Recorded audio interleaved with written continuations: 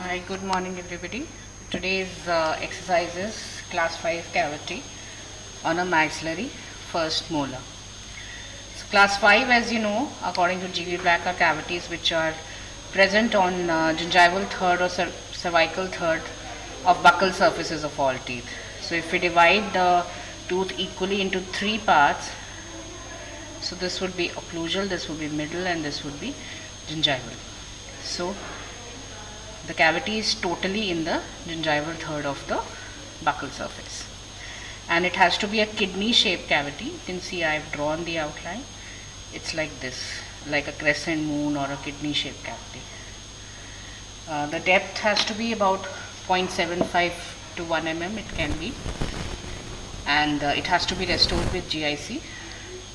The walls have to be straight and the floor has to be flat. Floor as in the actual wall has to be flat. So let's start with the cavity preparation.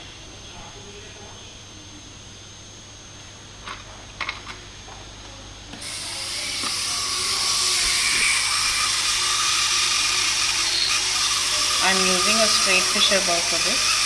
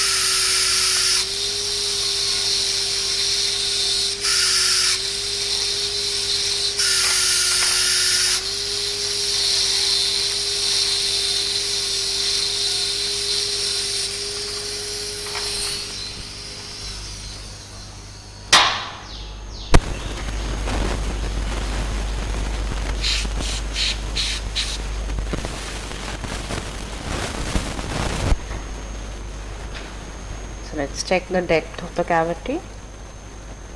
Yeah, the depth is fine. It's about less than 1 millimeters. Check that the depth is uniform.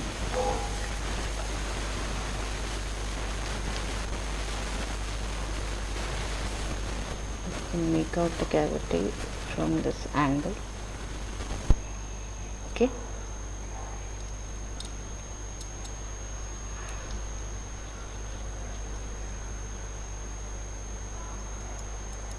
Okay, so that's about the cavity. The cavity is done. We have to restore it with glass enamel cement. Okay, so the next step is to restore the class 5 cavity with glass enamel cement. So we will take the cement in increments. Just need a very little amount because it's a very small cavity.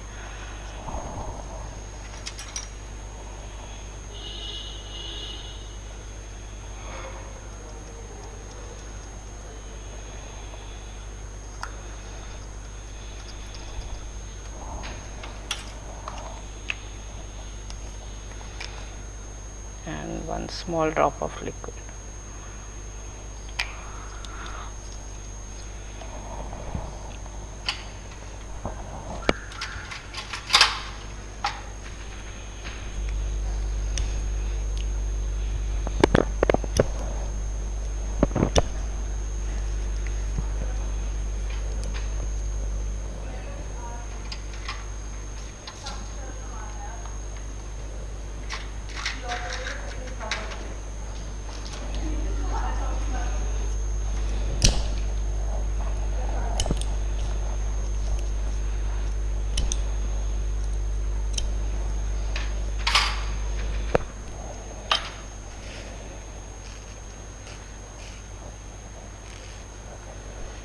And start mixing the increments one by one by folding method.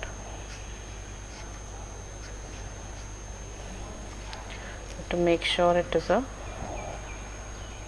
thick consistency.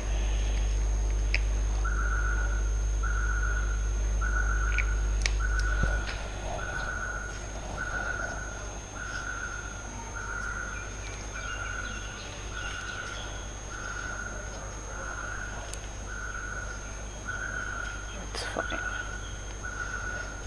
You just need a small amount.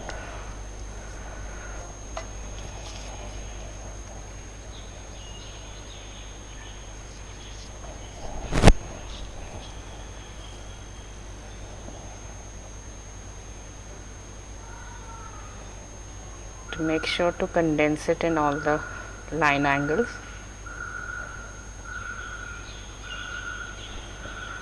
And the surface should be smooth. Remove the excess.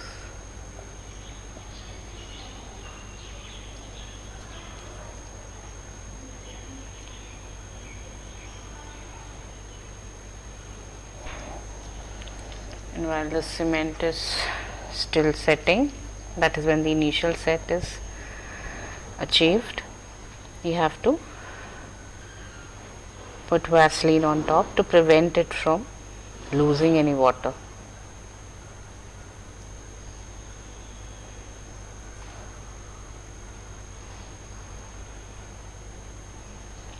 Okay. So the cement will take some time to set.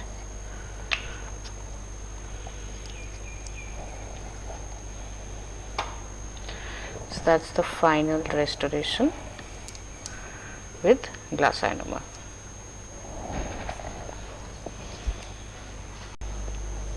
Good morning everyone.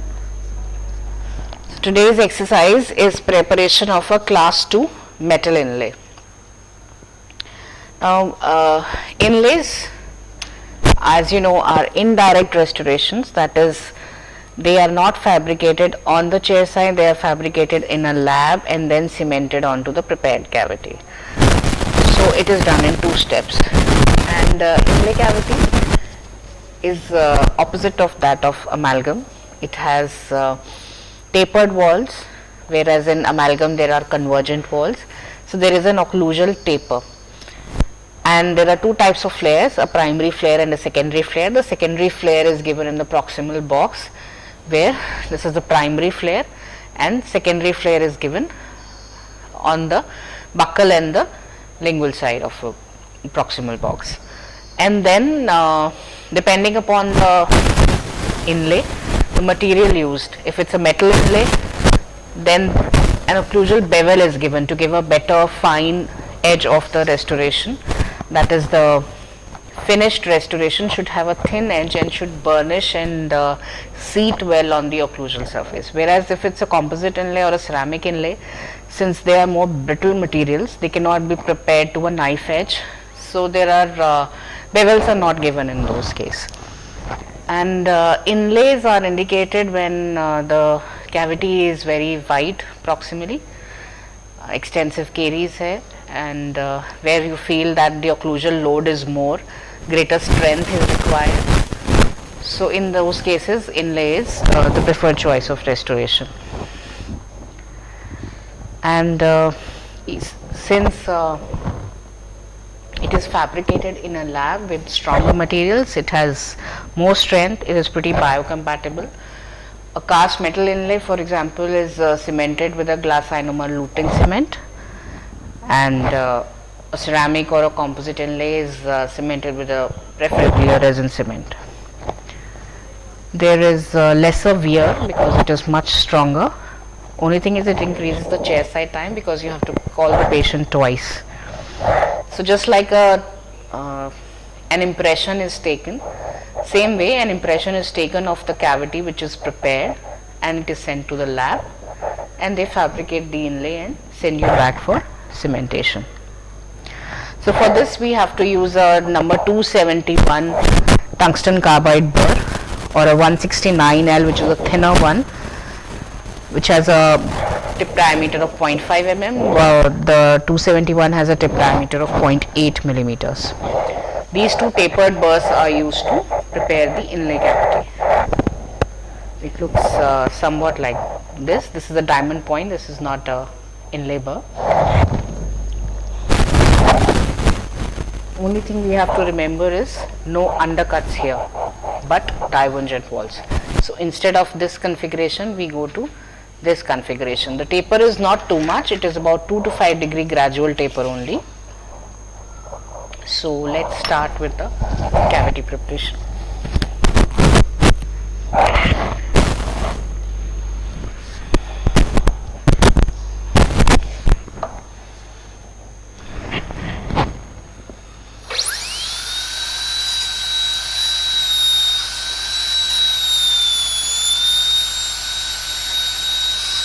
To start the cavity with the punch cut, and the cavity has to come from the distal triangular fossa to the proximal box.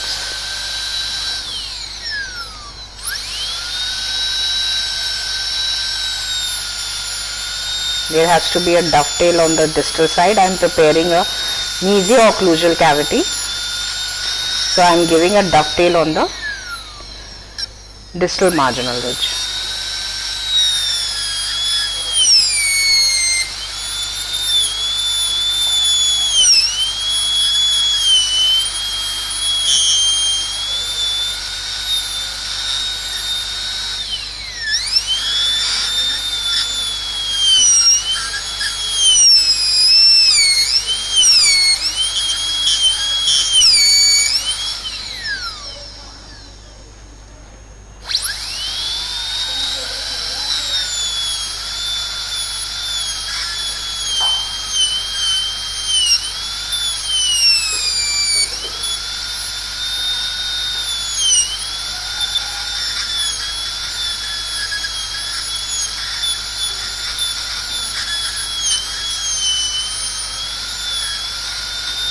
This cavity has to be wider than the amalgam cavity, so you can keep the reference as about 1/3 the intercuspal distance.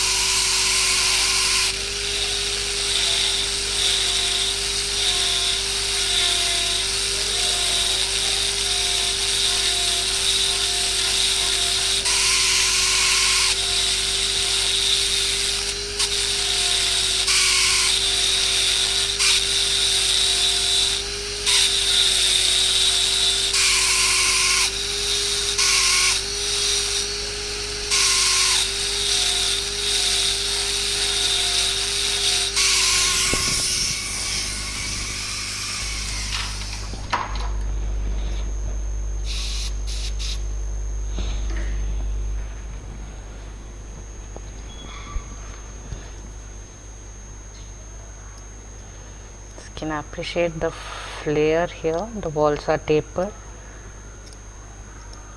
I am preparing the proximal box now.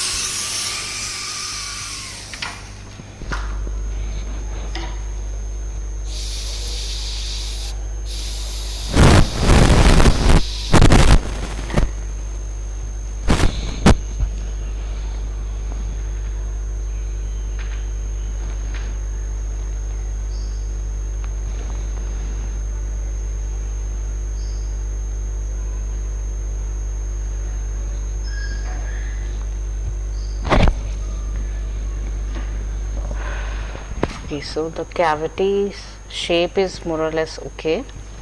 Now I have given the primary flare, so now I have to give the secondary flare.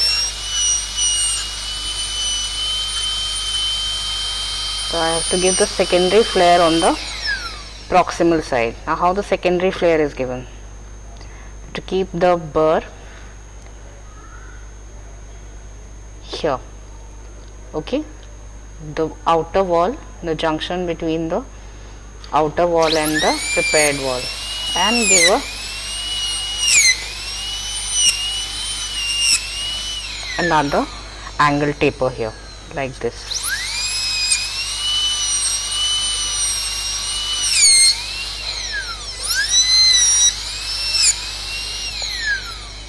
So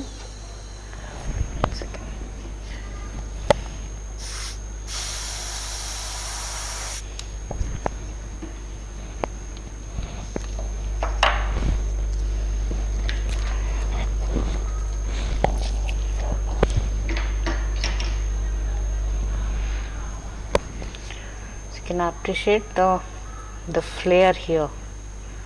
Okay, this wall, this is what I have done.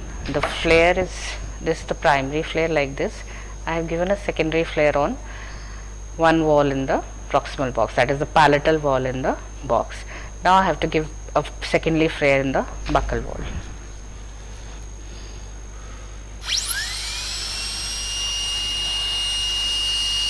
Keep the burr. For added protection, I can put a matrix band here.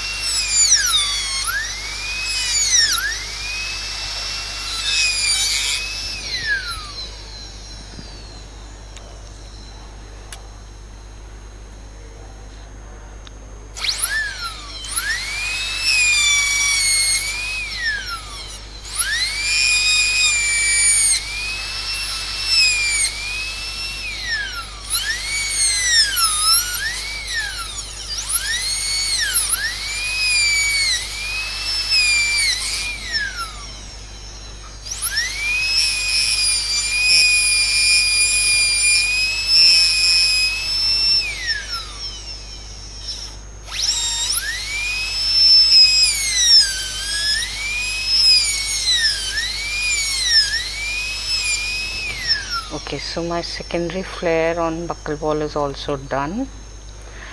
Now I have to give occlusal bevel. So keep the burr at 45 degrees to the occlusal surface and just give a bevel all over the occlusal margins.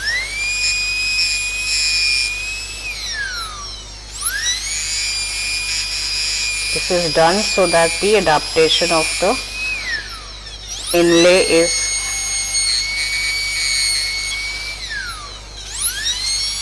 knife edged or properly burnished to the tooth surface.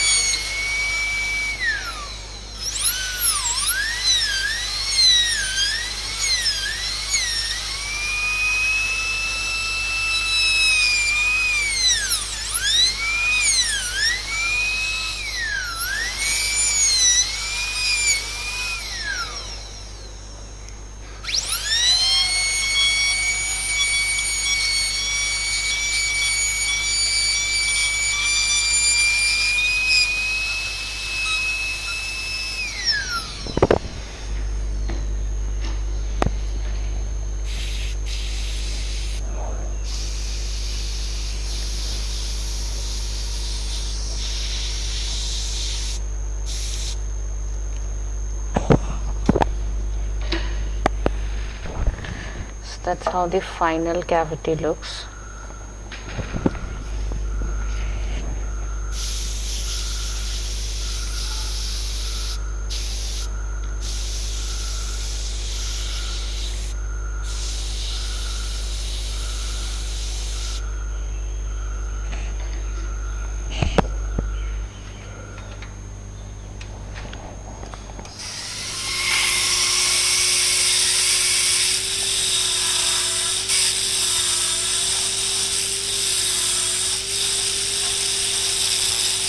Just refining the box.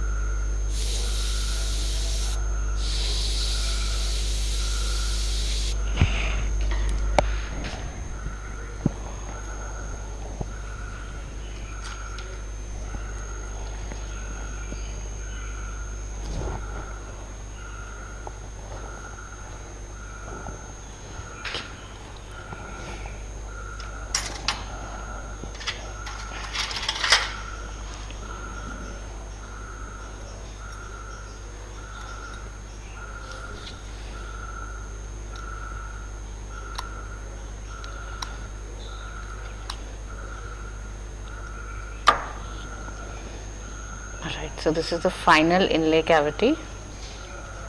I hope you can appreciate the diverging walls. And this is another one that I had made earlier. This is also an inlay cavity, class 2 metal inlay. The cavities are wider compared to amalgam cavities.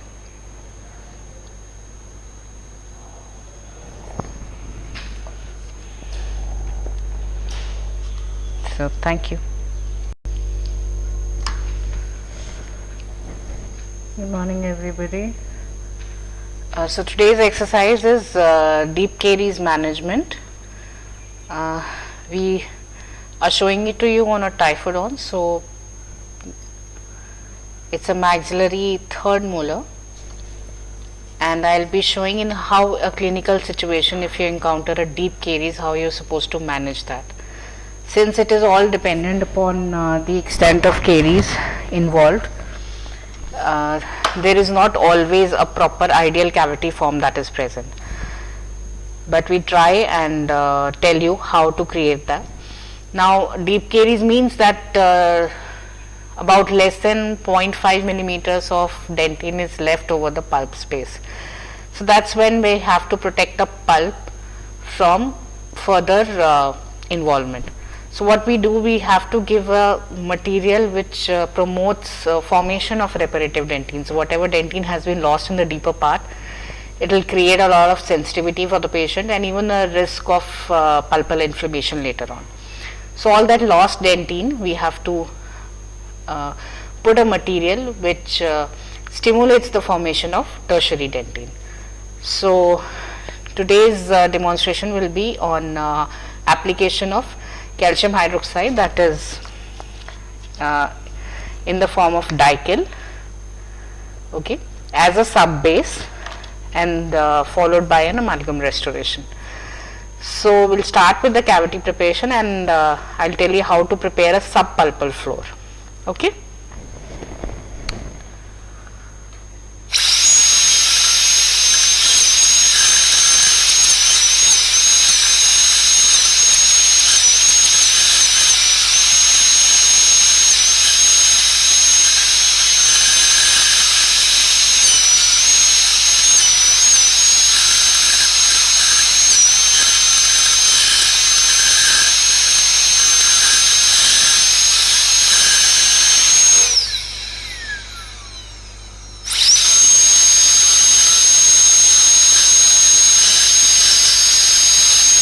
That's my ideal depth for amalgam restoration. I am not going with a definite cavity form because that's how the clinical situation would be. We would have ideally done it on an extracted tooth, but since not much extraction is happening these days, so we are giving it on a typhoid one. Now this is my ideal depth which has already been reached. So now I have to create a subpulpal floor. Say the caries is here in the central pit, so I'll create a subpulpal floor here in the center, which has to be restored with Dickel.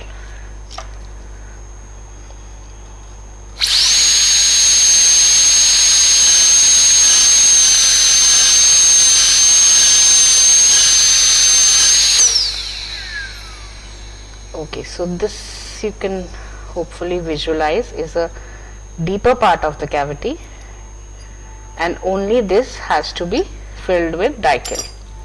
So the rest of the cavity walls we can do with for an amalgam with the flat floors and converging walls. So for that I'll take an inverted cone and finish the rest of the cavity walls.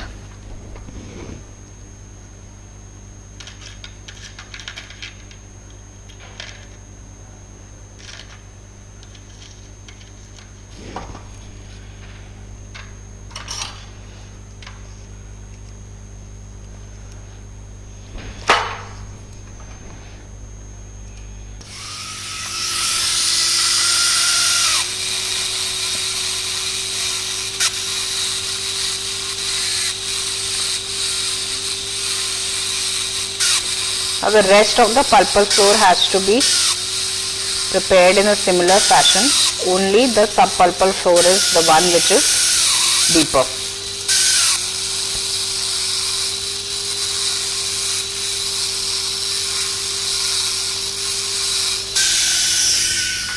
I've purposely made a wide cavity just to simulate a clinical situation where you will encounter a deep caries. Okay, so that's the subpulpal floor you can see in the center. Now what I have to do, I'll mix a Dickel on a paper pad. Dickel is a form of setting calcium hydroxide. It's a two-paste system. We have to take a very tiny amount. One is a base paste and one is a catalyst paste. So these are two pastes. This is the catalyst paste and this is the base paste. It's written base and catalyst. Both have to be taken. They are of different colors. Both have to be taken in a same quantity, 1:1 ratio.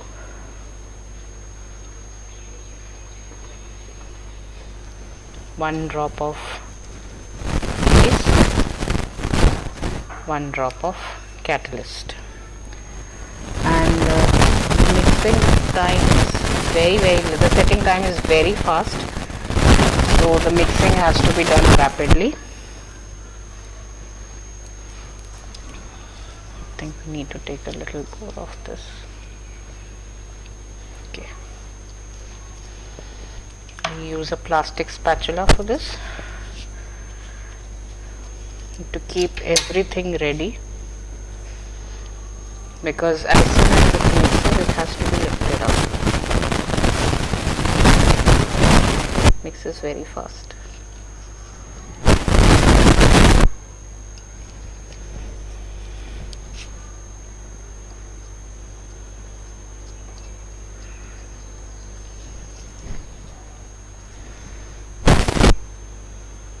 Only in the subpulpal floor, nowhere else.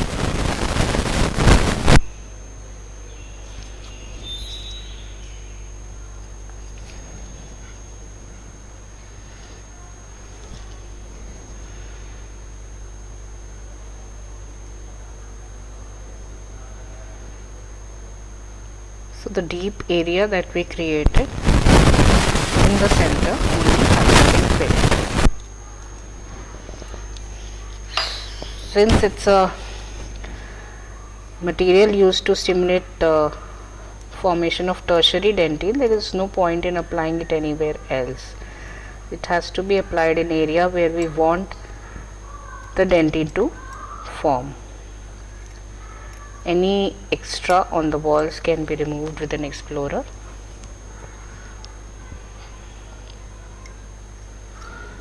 Okay, so just see that the sticle is present only in the center on the supple floor. I believe it must be already set. Yes, it is. So this is a sub base sticle. On top of it we have to apply a regular base, that is the zinc phosphate.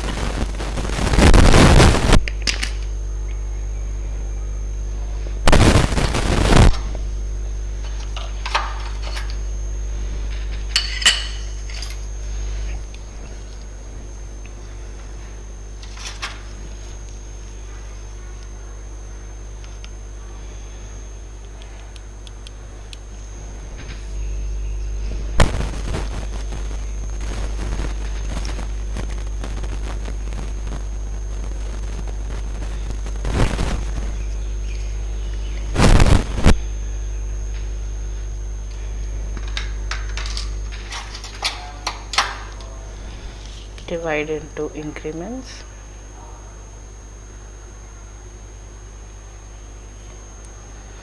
And start mixing, covering a wider area.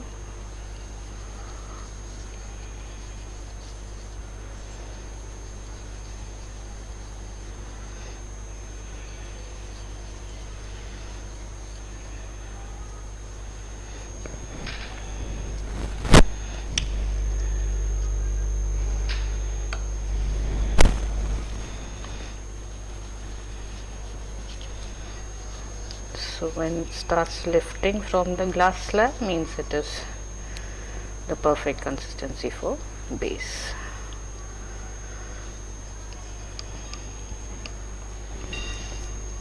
Take it quickly.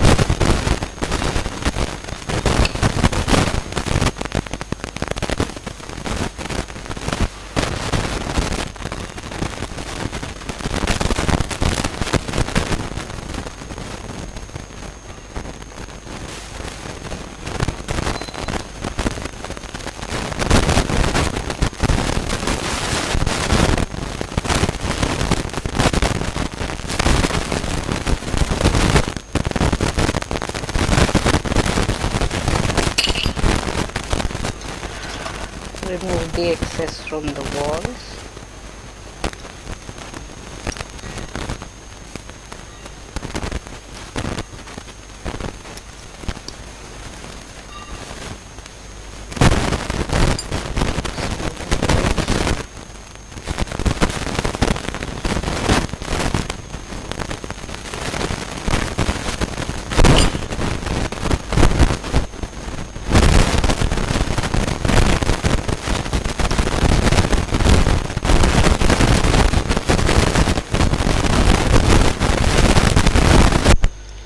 That's it, the base is done.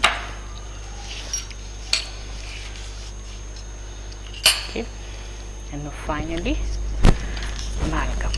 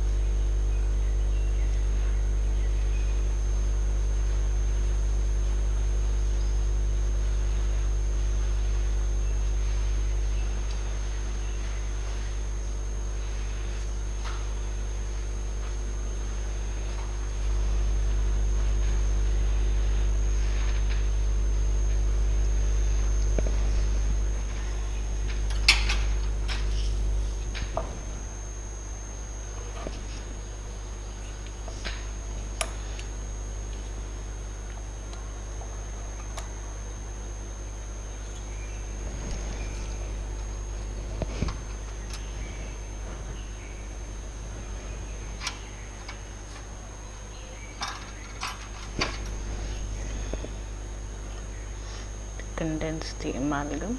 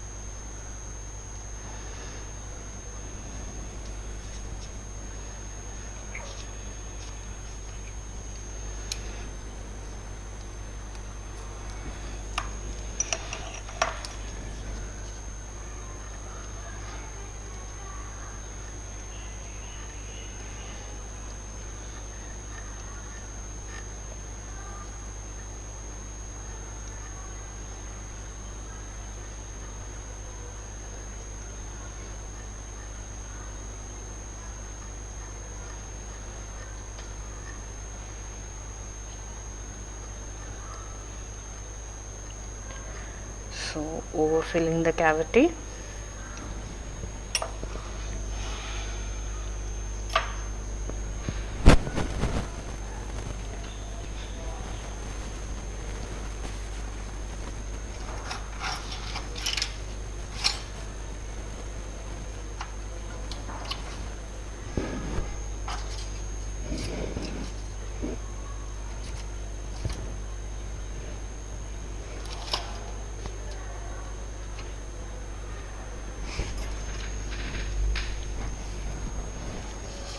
And then do pre-carve burnishing.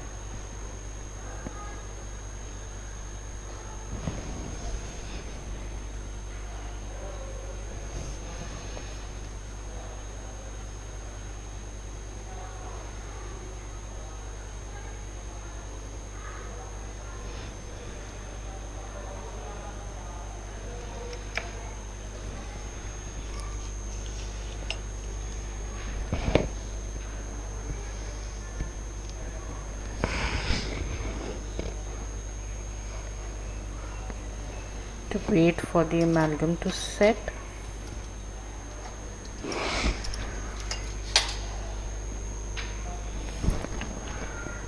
Let's start carving.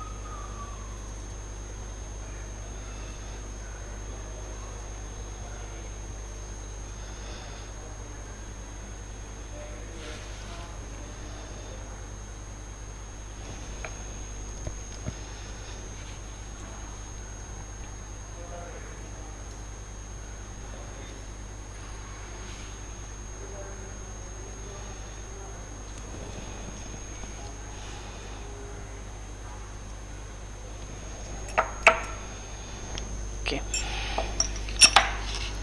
so the carving is okay.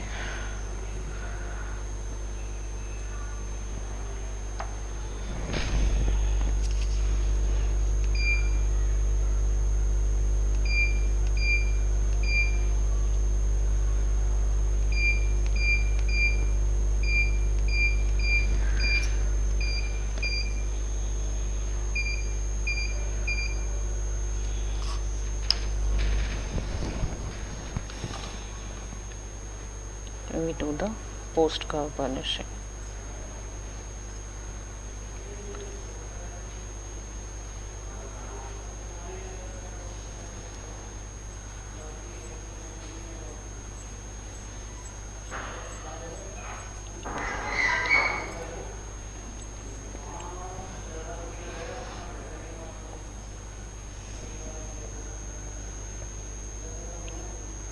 carve each cusp separately.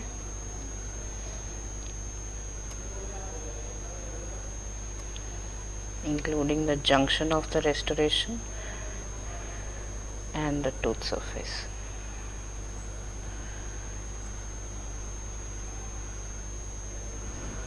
So once you get that polish, just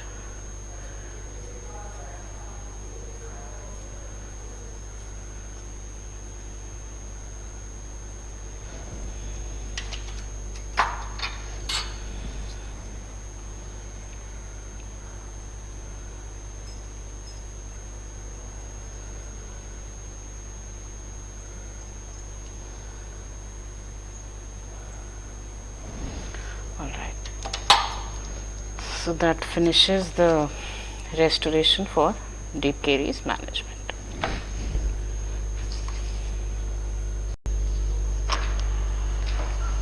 So good morning.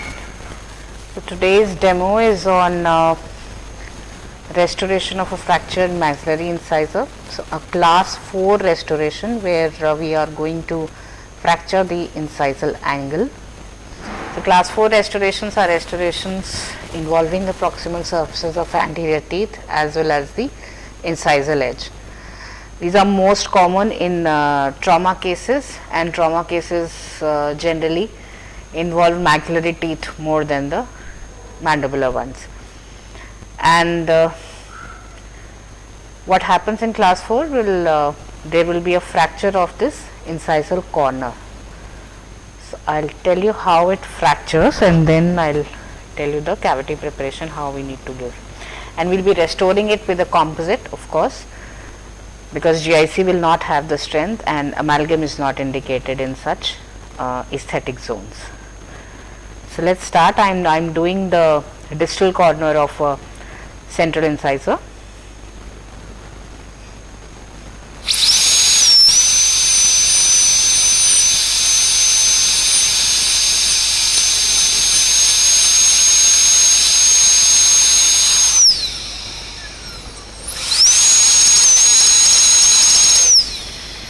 Okay, so this is how the patient might report with a fractured incisal corner.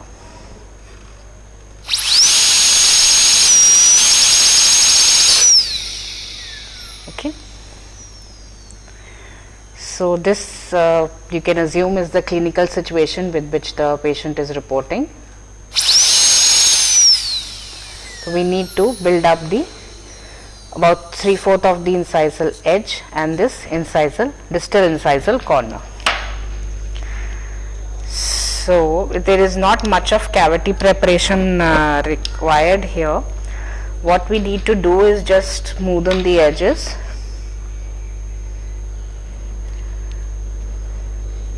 and then give a bevel. A bevel is given on the labial surface so that the composite can be well adapted to the surface of the tooth. So we'll first smoothen the margins here.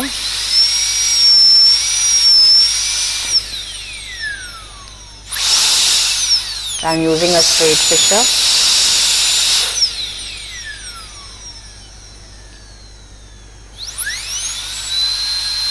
Like you have learnt in your preclinical exercises, you can even give a retention groove. Small groove here. The main design feature here is the bevel. Since it's a composite cavity, we don't really need to be stringent on the mechanical features of the cavity.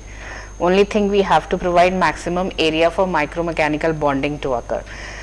That's one function of the bevel, to increase as much surface area, because if you give you prepare this knife edge or a butt joint to a 45-degree margin, it increases the surface area for bonding. So, and bonding, micromechanical bonding is the only thing that is important for the composite. So we have to give a bevel here on the margin. I am using a flame shaped burr now. It's a flame shaped burr which is used to prepare the margin. I am keeping the burr at 45-degree angle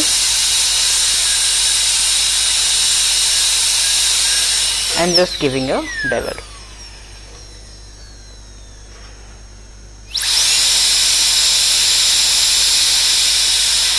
Okay, you can appreciate the bevel here. This is where I have given it. So the preparation is done. Now coming to the steps of composite restoration. So first thing is you have to select the proper shade. The next step is to do the etching for 15 seconds with the etchant, that is phosphoric acid 37%. 15 seconds is the time recommended. Rinsing, followed by rinsing for 10 seconds, then using a bond and curing it for 15 seconds. Okay, this is the bond. So let's start the restoration. I'll first take few drops of etchant.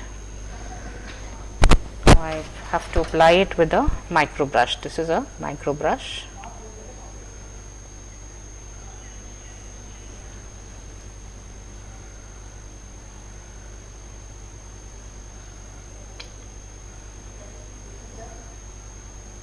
It's a gel.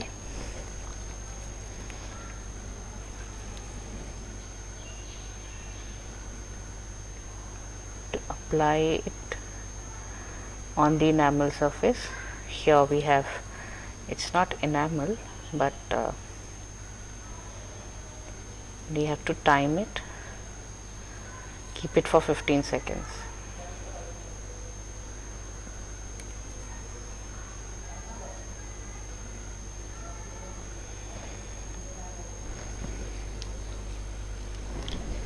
And then rinse it.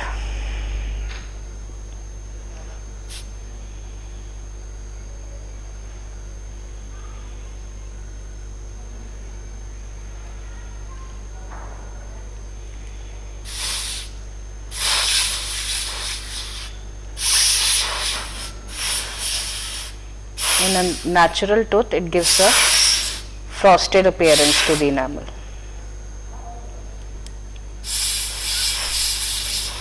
White chalky appearance it gives, and that's an indicator that the bonding is complete. Sorry, the etching is complete.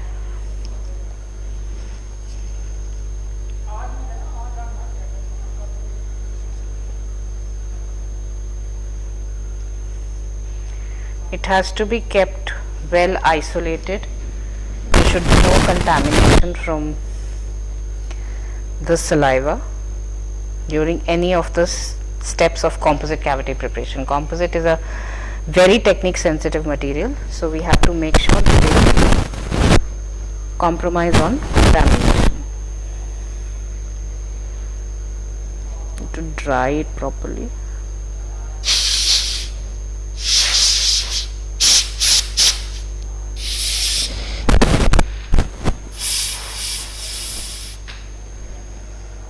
Right,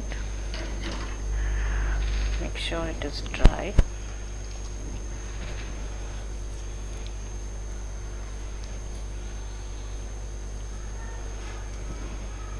Okay. So the next step is bonding.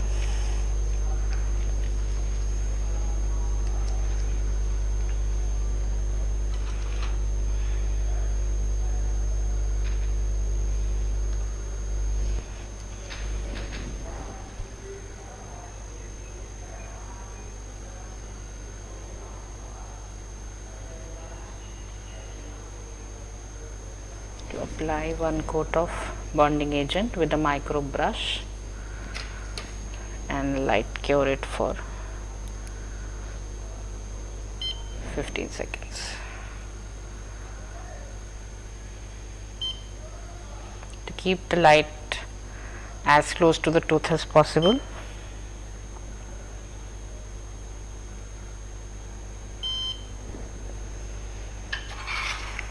Need to repeat one more round of bonding.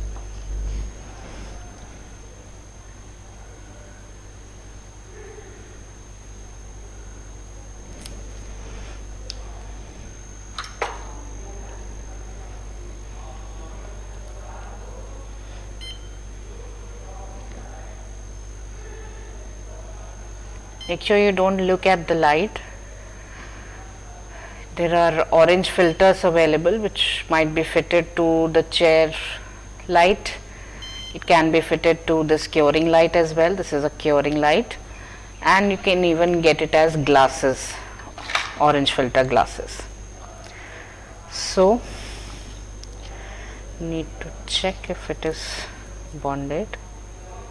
Yes, it has. Okay, so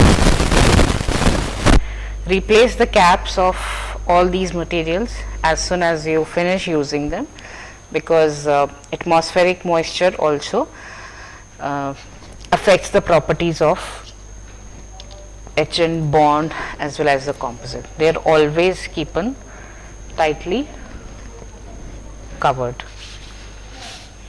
You need to clean the area. Okay, so this is the composite,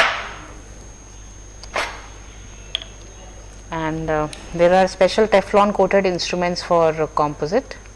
This is one of the plastic filling instrument used for composite. One important thing about composite, it is always restored in increments of not more than 2 millimeters. So that's the maximum amount we're supposed to take. Now for since we have to build up a corner, so we can start building up from the palatal side. I've placed a mylar strip so that the palatal side serves as a base on which the buccal side is built up.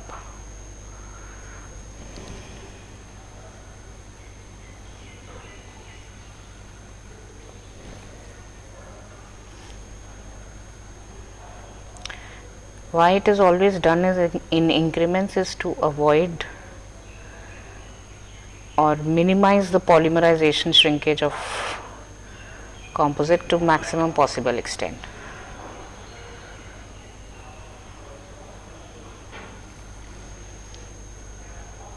So for better adaptation on the palatal side, I am using a mylar strip. So on a patient also,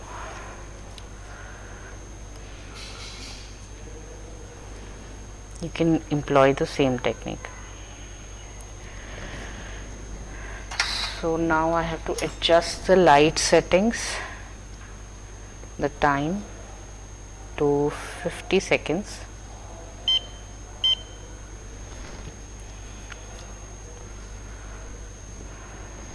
So I have to light cure this increment for 50 seconds. 45 to 60 seconds is the recommended time.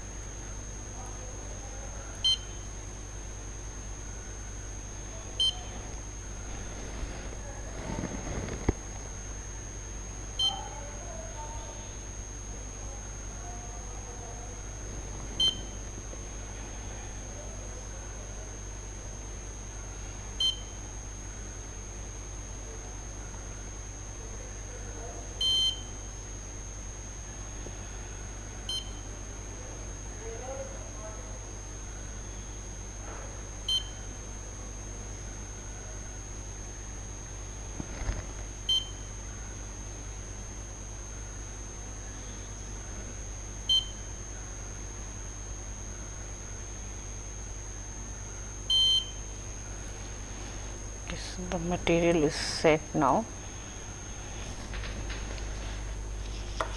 I'll take the second increment.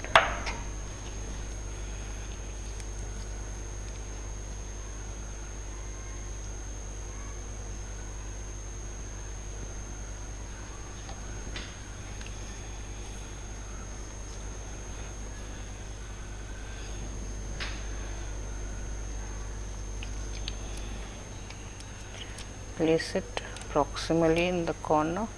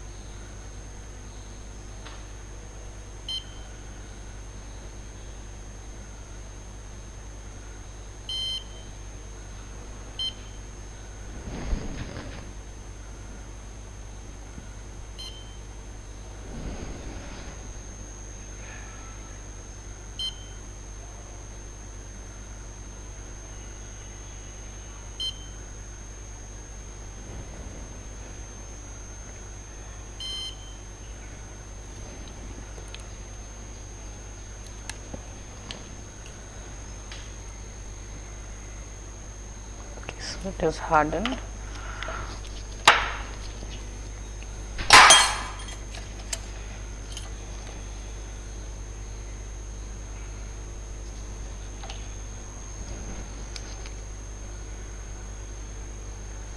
Now I am applying it on the buckle side.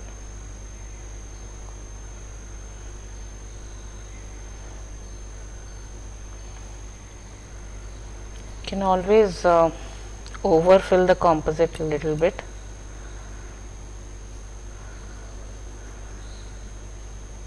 Because some of it is going to shrink. So to compensate for the shrinkage, we can overfill it.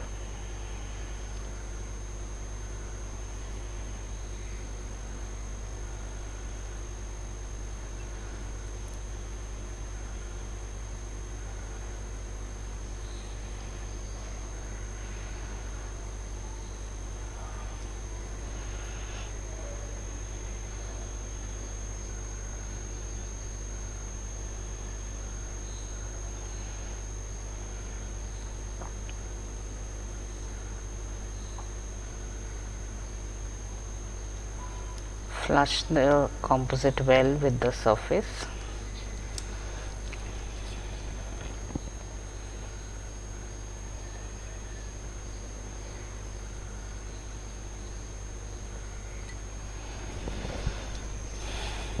So this is my last increment. I am making sure that it has reached everywhere.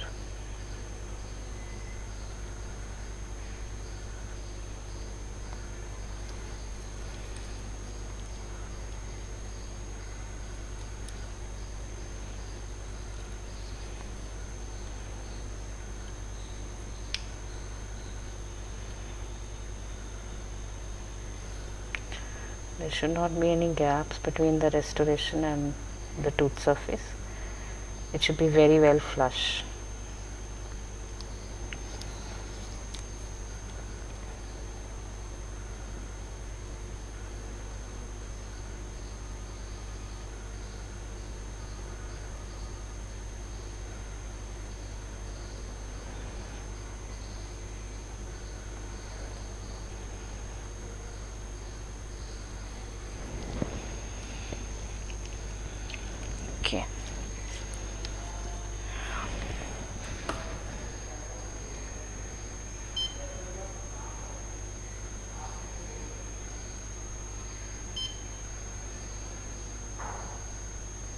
to make sure that we cure the composite from all the sides so that it shrinks uniformly.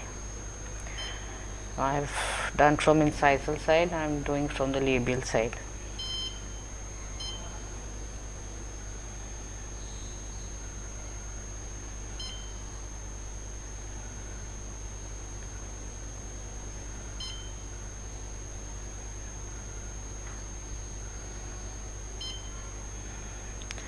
Now from the palatal side.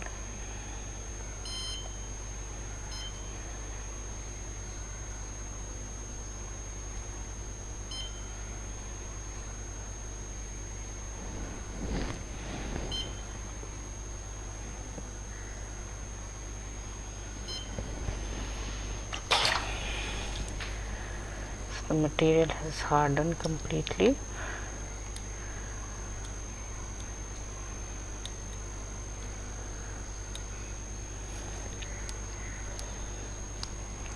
The corner is built up. Only thing now we need to do is do the finishing.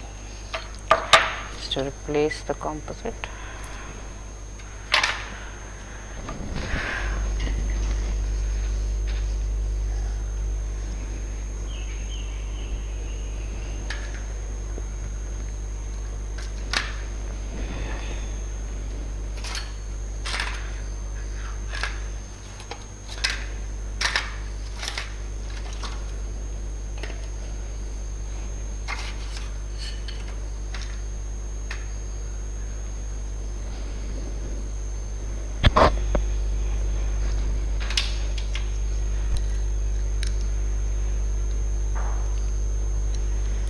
Any excess we need to remove.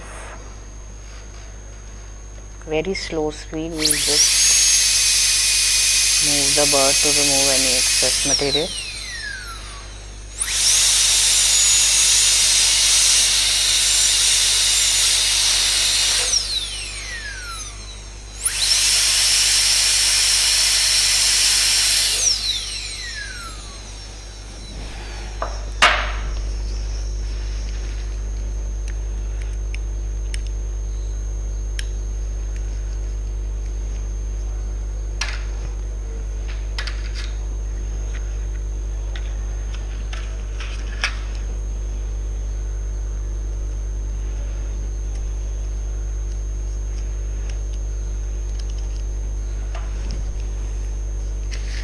This is a finishing burr, a stone. I am using that to finish the restoration.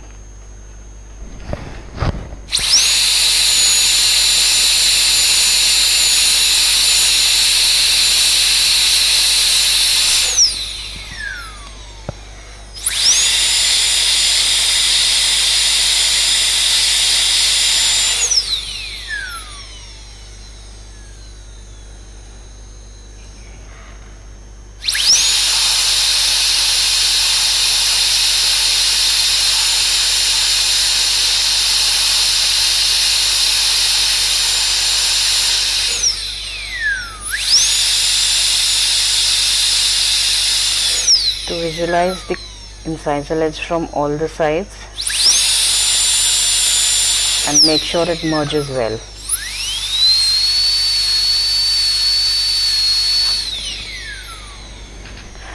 So I think the corner is pretty well restored now and is flushing well with the original tooth structure. So that's about it for composite restoration. Now this is a transparent shade that I have used, that is why the corner is showing. If we need to restore it actually according to the color contrast of dentine and enamel, we need to use a separate dentine shade and a separate enamel shade. So when we are doing it for patients, and if it's a bigger incisal corner, if it's a small corner, only enamel shade is enough to restore it. If it's a bigger fracture, then we need to use dentine layer first inside, followed by an enamel layer on top. That is what will give the proper transparency. After finishing, the restoration has to be polished very well so that it does not attract any accumulation of plaque, and the main aim is to restore the anatomy of the original incisor. Okay, so that's it for the class 4. Thank you.